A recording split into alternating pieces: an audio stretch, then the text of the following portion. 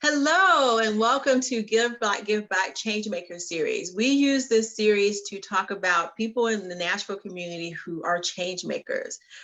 This is a collaboration that we are doing. Kia Jarman and myself, Lisa Swift-Young, are doing with the Community Foundation of Middle Tennessee.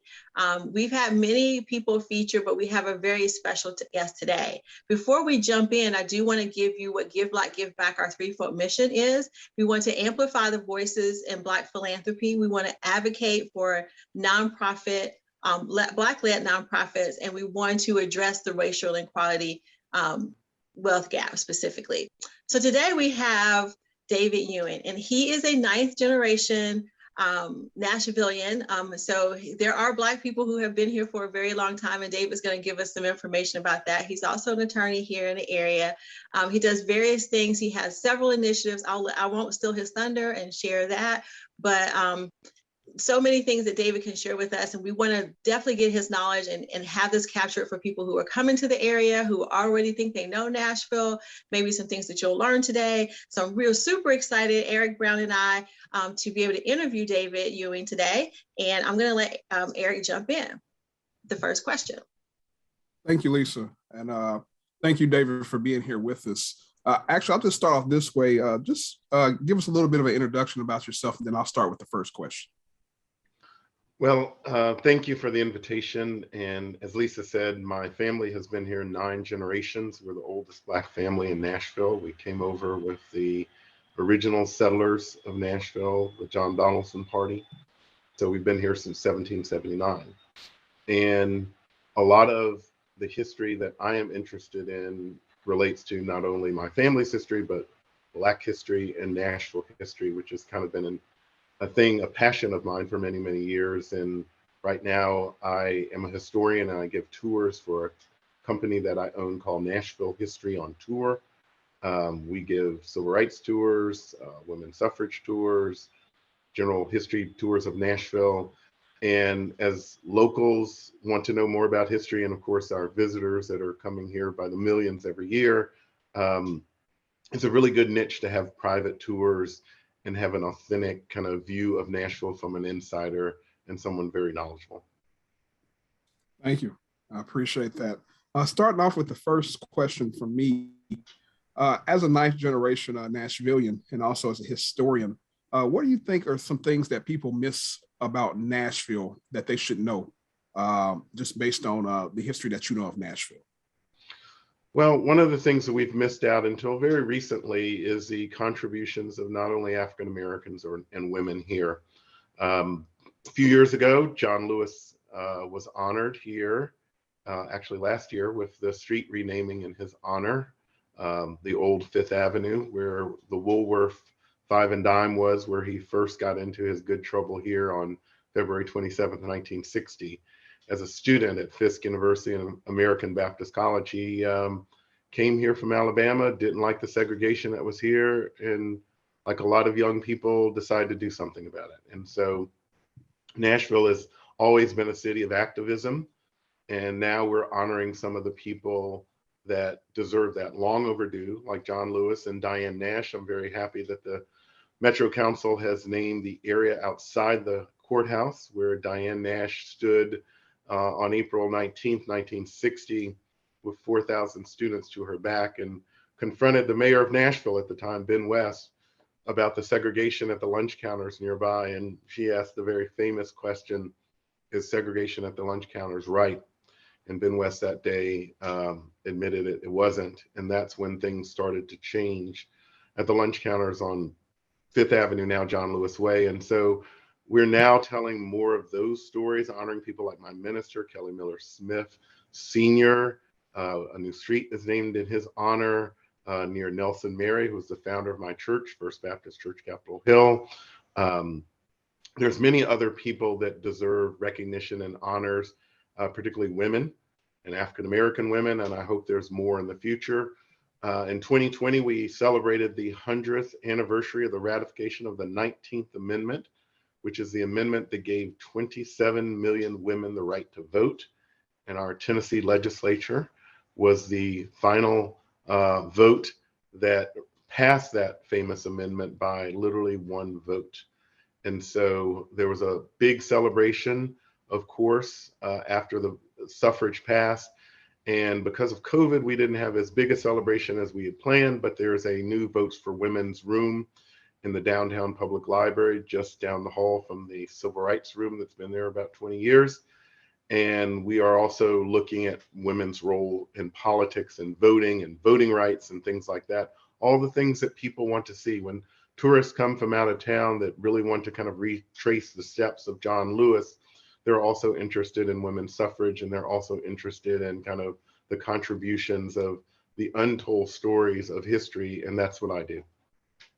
That's super interesting. Thank you so much for doing it. I know you have a project called the Nashville I Wish I Knew Initiative. And in that, you kind of talk about why it's important to fill the gaps. Why do you think it's important to fill the gaps in? Yes, the Nashville I Wish I Knew started as a social media campaign on Facebook, but now is mainly on Instagram, and it has like 22,000 followers. It's kind of my virtual history museum.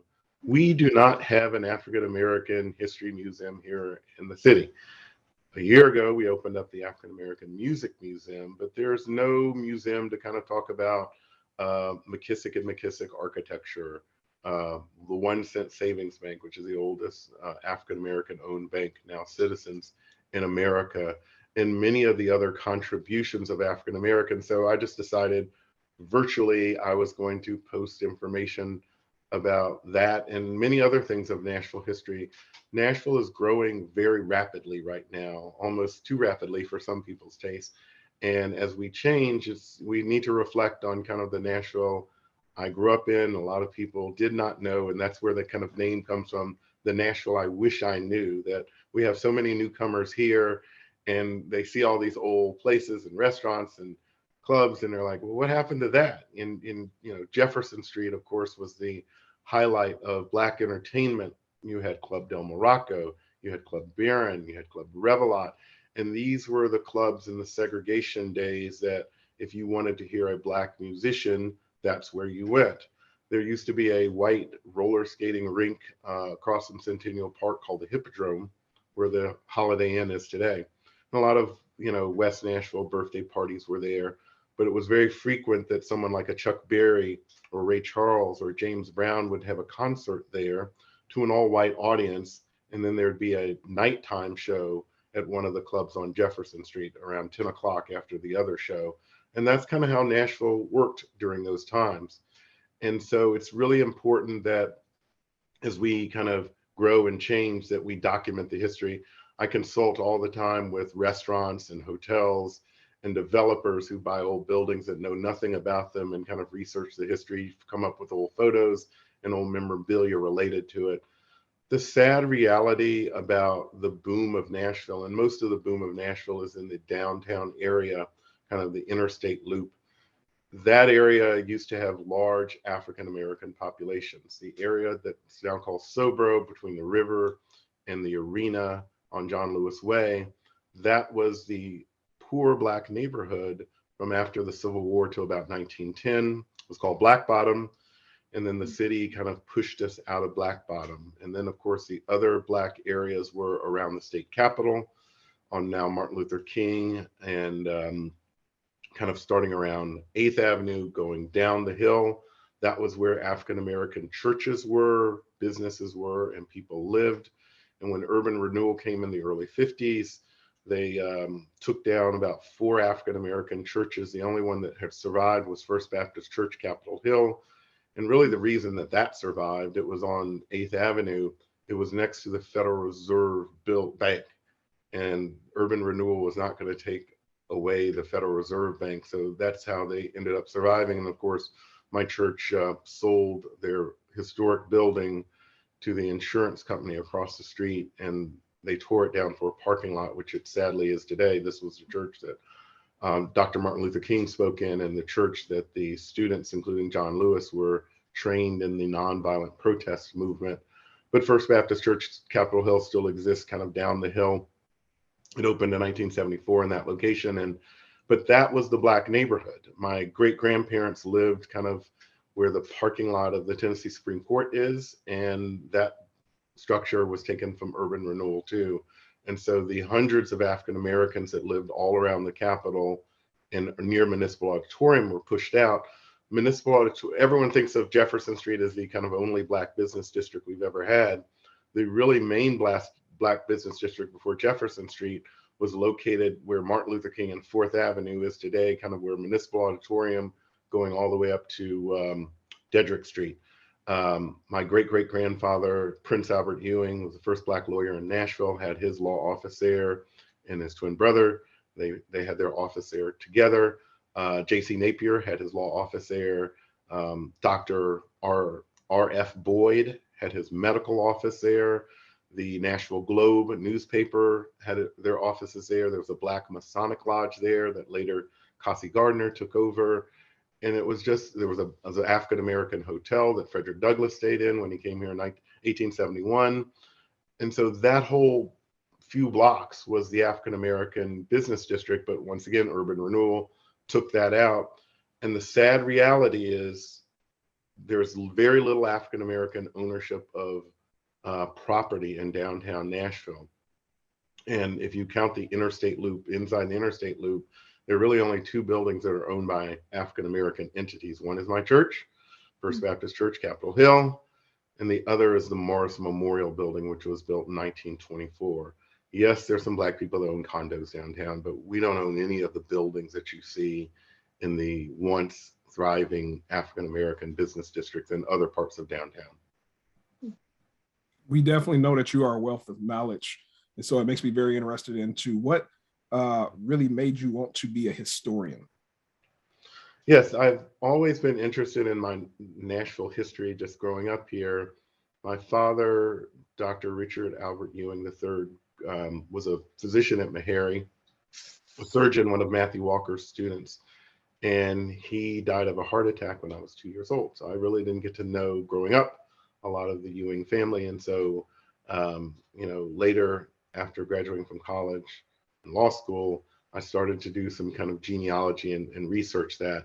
A great Tennessean by the name of Alex Haley, of course, kind of proved to all of us before DNA and Henry Louis Gates and Finding Your Roots, that anyone can search their roots. And the way that Alex Haley went across that, he of course went into courthouses in small rural Tennessee counties where he wasn't really welcome, but he brought oral history into genealogy, which had been kind of looked down upon by organizations like the DAR and other kind of organizations that want to see a piece of paper proving something. And a lot of our stories didn't get recorded, but your grandmother or great grandmother might have known a story that got passed down. And that's how Alex Haley wrote Roots. And that's how a lot of our stories or oral history stories, if you go to a family reunion or a church and you hear stories about, grandparents or what happened after the Civil War, even before the Civil War. So fortunately for me, all of my family was here in Nashville. So the research was easier because the libraries were here, like the Tennessee State Library and Archives. My cousins were here, and, just really before the days of Ancestry, I started and just did it. And it's one of those things that we should all kind of be curious about our genealogy. And I know some people have done their genealogy and they say they get stuck and they can't find anything. Everyone has 2 sets of grandparents. Everyone has 4 sets of great-grandparents. Everyone has 8 sets of great-great-grandparents. So if you get stuck on one part of your family line, go find another. That's pretty interesting. It looks like, your family's been here for 9 generations, and it feels like you have been able to sort of use that to your advantage. One of the questions is that, there's a brain drain. So a lot of people come to Nashville, African Americans specifically, and when you're from here, sometimes it's easier to leave here to get recognition or to get sort of moving forward. I'm just interested to see, why you decided to stay here in Nashville, or have you stayed here in Nashville the entire time? Nashville's my home. I went to college in Southeast Connecticut at a school called Connecticut College, and I came back here to attend Vanderbilt Law School. But I know what you're talking about. A lot of people feel that they need to go somewhere else and then come back before they're recognized or have that perspective. And that's sad, but I think that for some people that is true. The good thing about Nashville now and its growth is we now have Fortune 500 and global companies like Amazon, Alliance Bernstein, and soon Oracle, and Shurion, that, you know, if you are an MBA from Wharton, or you are, you know, a PhD from Stanford, there's a lot of opportunity for you in these global companies, where in the past, some of these homegrown banks or insurance companies might not have hired you. Most of these large global companies, Nissan's North American headquarters is in, you know, just south of here. They have different culture, and they're more progressive on issues of race, gender, sexual orientation. And so, you know, I think the culture, the business culture is changing of Nashville. There's some industries that are still slow, but I think there's a whole lot more opportunity in Nashville today in the last 5 years than definitely 20 years ago or 50 years ago. Thank you. I wanted to even go a little further in on that. What does the evolution of Black Nashville look like for you, at least from beginning of your family all the way into where we are now? Sure. The evolution, it started with my great-great-grandfather, Prince Albert Ewing, who was born enslaved here in 1849 at Travelers Rest, the Overtons. And he has a twin brother. They were both enslaved. And after Taylor escaped during the Civil War, came to Nashville. And if you made it kind of to the Union lines after 1862, the Union Army had taken over Nashville. The Confederates had either fled or were all arrested. So if you made it to Nashville, you basically had your freedom. And that's exactly what he did. He joined First Baptist Church, Capitol Hill at the time, met Reverend Nelson Mary, and he helped build Fort Negley with a lot of other enslaved and formerly enslaved African Americans. And then Prince Albert did not waited till after, you know, emancipation, but the Overtons sent both of them to Fisk University. And Prince Albert was one of the first graduates of Fisk University and became one of the early school teachers for the newly formed African American school system. And so, you know, he was licensed to practice law in 1871 under a white lawyer by the name of Ed Baxter, who had married into the white Ewing family. And Ed Baxter later became one of the first 3 faculty members at Vanderbilt Law School. And so I always like to say that my great-great-grandfather got a Vanderbilt law education, even though he did not go there. You know, you study law under a lawyer, and then they admit you to the bar after that. And so Prince Albert and his wife Isabella had 9 children. They moved out to the Hermitage area, where the family's cousins still are, in 1871. Same plot of land. I don't really know of any other example of an African American family that have lived on the same plot of land going back that far. And there was an article in the New York Times during the suffrage anniversary that kind of featured Isabella. She was involved in the women's suffrage movement and believed in the women's right to vote, and registered to vote after the 19th Amendment passed in 1920. And they featured her in the New York Times. And the reason that I know that, and she was the first African-American woman to register here, is because the family still has her voter registration card. She was very proud of that. And there's only one other voter registration card of a woman from the 1920 election here in Tennessee that I've ever seen. And that was the woman who convinced her son, Harry Byrne, to change his vote. And that's how it passed by 1 vote. So she kept hers, but I've never seen any others from that. I couldn't tell you where my voter registration card from 10 years ago was. But voting rights is a lot of people had the misconception that African Americans could not vote after the 19th Amendment passed. I'm not saying it was easy to vote, but you had to pay a poll tax eventually and go through a bunch of hoops, but you could vote. And so the family, my great-grandfather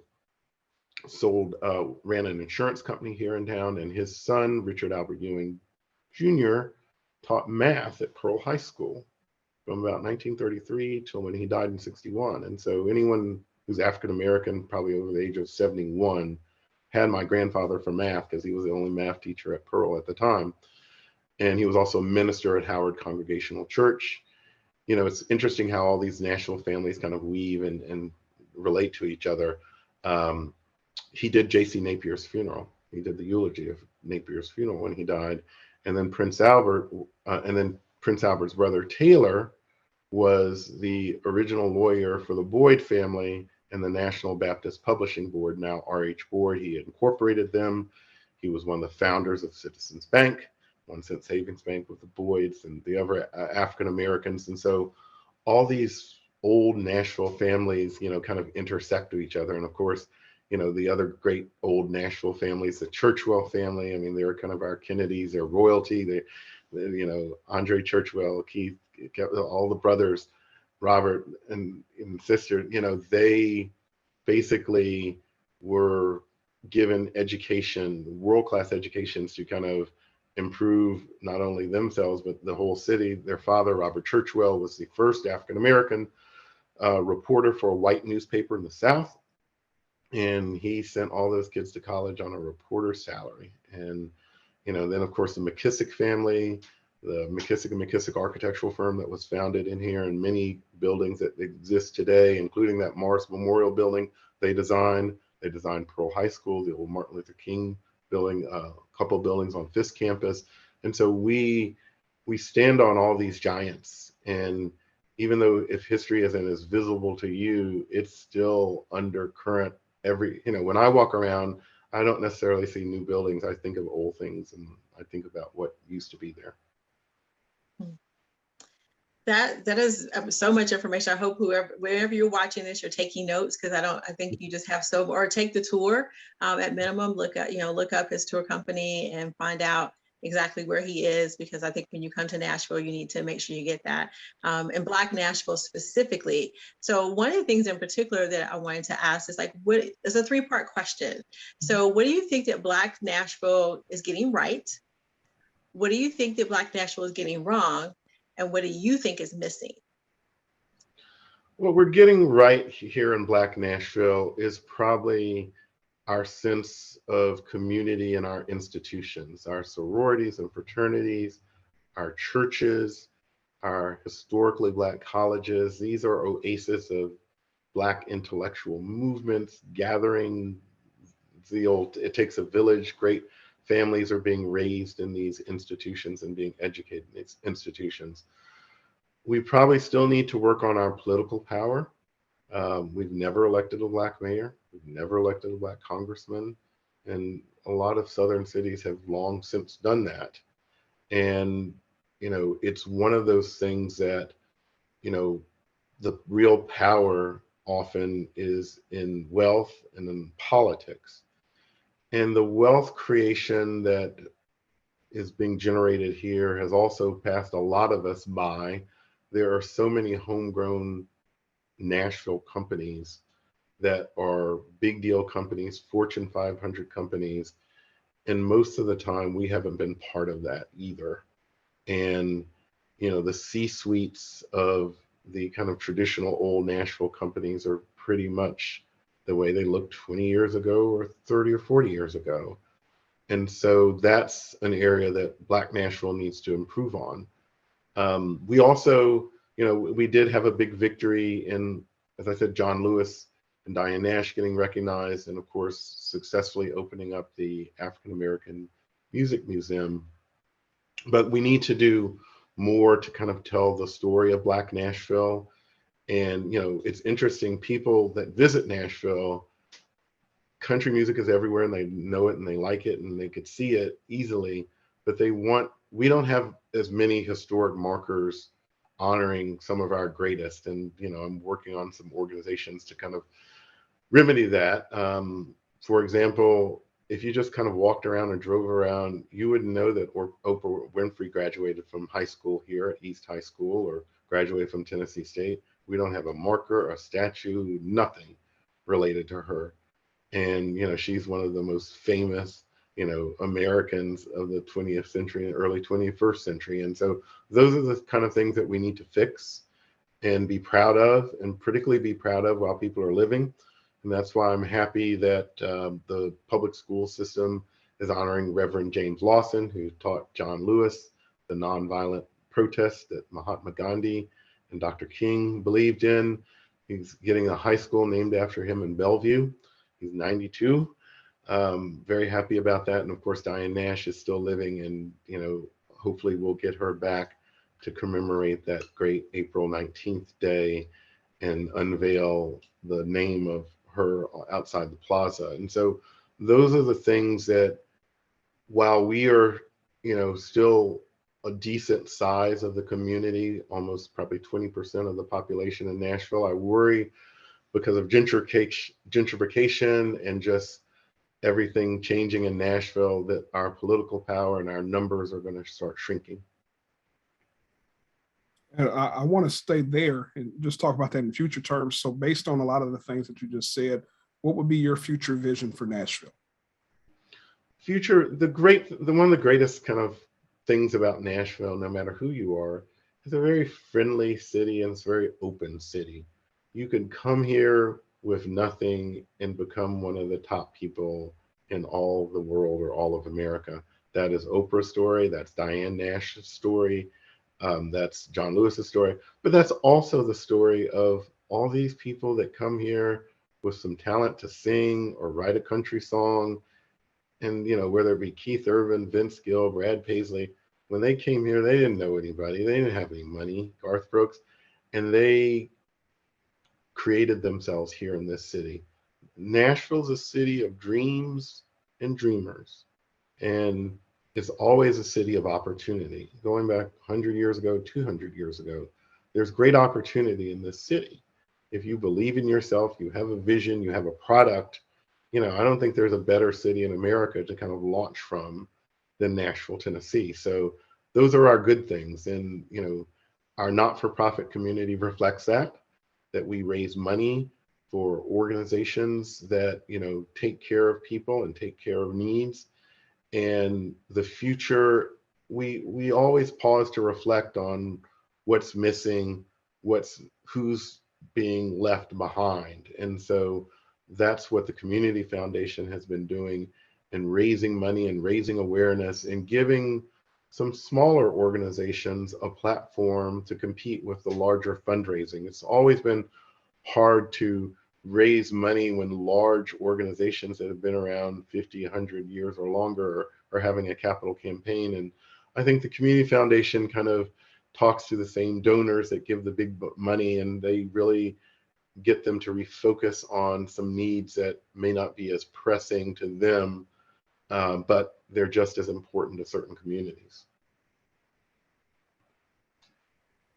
Well, this has been quite helpful to me, just, from only being here in Nashville for the past, it's almost been 8 years now, but I definitely learn so much more every time that I come here. And I hope that people continue to sort of embrace what you have to offer and your family brings to Nashville and also to the area specifically. Before we close out, and I kind of close out, I want to give you an opportunity to share what you're doing right now and how we can continue to support you as a community, the Black community, and even greater as just the Nashville community specifically, to continue to maybe get some sponsorship for a couple of the statues that you want to do, or just let us know what you're working on so that we can support you. Yeah, I have a long history to-do list. I'm always working on something interesting, historical. In 2016, I found the long lost mugshots of John Lewis that the police department said they didn't have, the library said they didn't have, but they existed, found them, and we were able to surprise Congressman Lewis with them. And he told the Associated Press he almost teared up seeing them. He had never seen them before. He told me he remembered where he bought his suit because he knew he was going to get arrested, and he wanted to look good when he got arrested. And so, and then of course, Frederick Douglass Park over in East Nashville. It was a park originally named after Frederick Douglass, but they shortened the name to Douglass with one S. And, did the research and found that it was originally named for Frederick Douglass and had to go through the park system. The Metro Council supported it, and we finally had a renaming of the park. The same mayor that gave us Hadley Park, which is the oldest city park for African Americans in America, was the one that gave us Frederick Douglass Park. And the Parks Board a few years later didn't want that park to be named after an African American, and they just shortened the name, and nobody said anything for 80 years. So there's always things to find here in Nashville and people to honor. But yes, we have honored, I'm very proud of what's going on in Franklin with the U.S. Colored Troops soldier right there on the square. The people in Franklin that organized that, they did a magnificent job of adding that history that had not been kind of included in the large part of the Civil War tourism down in Franklin. And so those are the kind of things, there's always more stories and always more things to document. And so, as you mentioned, my tour company is Nashville History on Tour, which is nashvillehistoryontour.com. You can see many of my almost 50 tours that I offer online. They're private tours. And then of course, my Instagram is called The Nashville I Wish I Knew. And you could see my virtual museum there. But I think the most important thing is, as Nashvillians, people need to get involved, no matter what that is, and give back to the community in whatever way that is. And the reason that we are here today and doing so well, and so many people want to come here, is because our ancestors put in the hard work to create the institutions, whether it be the churches, the historically Black colleges, the companies, the entertainment venues that people now want, the museums. And so we are, some people complain about the growth, that we're growing too fast, and we might be growing too fast, but I would rather be growing than the opposite. There are some cities that they're losing population. Nobody wants to move, nobody wants to visit, nobody wants to invest in. And Nashville is truly one of the hottest cities in the country right now, and has been really for about 10 years. And so we need to kind of be proud of that, but also be a part of that. And that includes being at the table if you're African American for your business, your charity, and also maybe your political career. If you're wanting to kind of show some leadership, I think of people growing up, the late Senator Thelma Harper, the late State Senator Yvonne Williams, the late Chief Justice Adolpha Birch. I mean, these were just people that cared about their communities and mentored people. Francis Guest, of course, who was very involved in the Community Foundation. There was not a time that he was always proud of Nashville. I think if Francis was still around, he would probably be in awe of what Nashville is today, but he'd just be as happy as can be that Nashville is here. And, one of the things that professional sports has done for us is brought in a whole new group of people too, that wouldn't be here. Now it's not just football. It's not just the Titans and the Predators. It's now we have soccer. We have, of course, looks like NASCAR's coming. Professional sports are a big deal for people for quality of life. And some of these companies that have moved here recently, the reason they're here is they like our entertainment, they like our sports, they like our restaurants, they like our creative arts, they like our museums, and people want to be in a fun city. And Nashville now has gotten that title of being a great place to come. And so, like I said, a lot of Nashvillians, think the growth is too much, but like I said, I would rather be growing than not. And I'm just very proud of my city too. Awesome. Well, thank you so much for sort of sharing, David Steele Ewing, and all the experience that you have and all the things that you've done, and being a part of the Changemaker series, letting people know, people who are making changes. You've given us plenty of names to look up. And so for those of you who are looking at this and going, I didn't know all that, then you can Google, or you can go on his tour to get more information. So we want to thank you for the effort that you've put in to be a historian, to hold up that lesson and those lessons for us to learn from as we move forward. So, David, you mentioned earlier about giving back and being a part of the community. So that's exactly what we're doing at Give Black, Give Back at the Community Foundation of Middle Tennessee. At our website, blackgivingback.com, you can take a look at over 40 funds that are specifically headed by Black-led funds that can give back to the community. And so I hope you continue to do that. I want to thank Eric Brown Jr., who is my co-host for this particular series, and taking the time to sort of share your insights as well as you move through the community. As always, thank you guys for tuning in and taking a look at Changemaker series. Make sure you check out all the websites and all the links that David shared, as well as our co-host who has his own piece from that standpoint. So thank you so much, David and Eric, for spending the time with us. We want to also thank the Community Foundation of Middle Tennessee behind the scenes. If you have interested in funds and you can't find a fund, then we have a myriad of people of Audra Cox's behind the scenes who you can reach out to find out more about these funds and any of the information you want to go with that. Make sure you subscribe and like to the page. Give us some comments. We'll get back with you. Thank you guys so much for taking this time to sort of share. David, as always, we appreciate you. We honor you. We thank you for doing all that you're doing. And Eric, have a good day. Thank you, everybody, for joining Give Black, Give Back Changemaker series. Thank you, Lisa. Thank you, Eric. Thank you. You all have a good one. You too.